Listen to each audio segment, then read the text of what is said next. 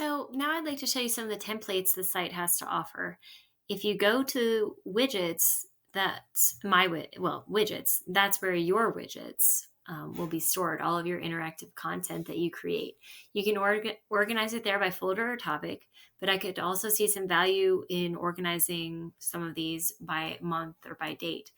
I wouldn't say that the organization is as easy as it is in Google Drive. It's basic. But I do like that you can duplicate widgets.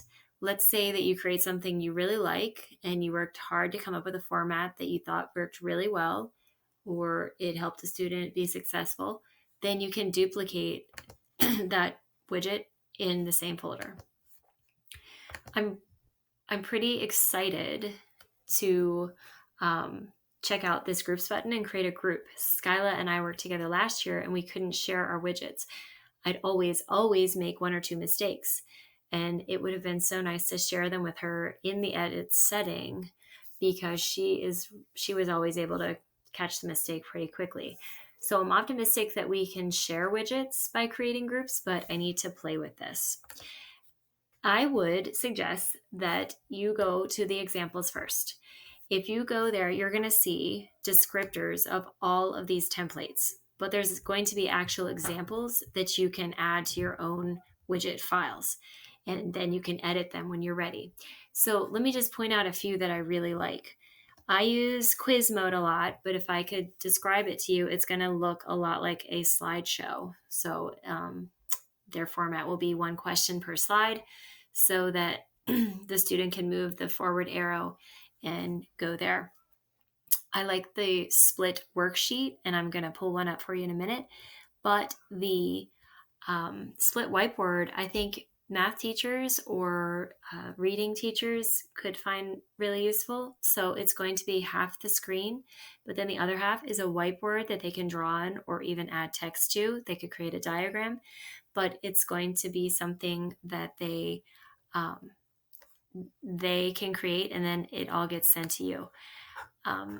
I I like this web embed. So you embed a web page so you don't have to send them to search for it. If you really, like I was having them look up multiple meaning words. So I wanted them to type the word into the dictionary and look up a specific meaning. But that means that they won't go beyond and start exploring that web page. It locks them into that particular spot that you sent them.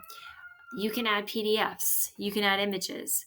You could think about Daily Five, really coming alive virtually using some of these activities. But I did promise I wanted to show you the split worksheet because it's one of my favorites. I like this because I can add, instead of giving them a paper copy, I can put the text on one side, which, by the way, I prefer flipped, and that's not hard to do. But you can type the text in, or you could put PDF. And so the one side becomes scrollable text, and the other side becomes the questions that you insert. That could be audio, that could be something they have to sort, that could be pretty much whatever your imagination thinks of. But if you notice down here, it says show answers. So this teacher has it set up so that the students would submit their answers and then find out immediately how well they did. Or you could change that and have them submit, and you could have them show their score, but it could be a grade that was automatically now collected in Google Classroom. So I want to share some examples with you on the next slide.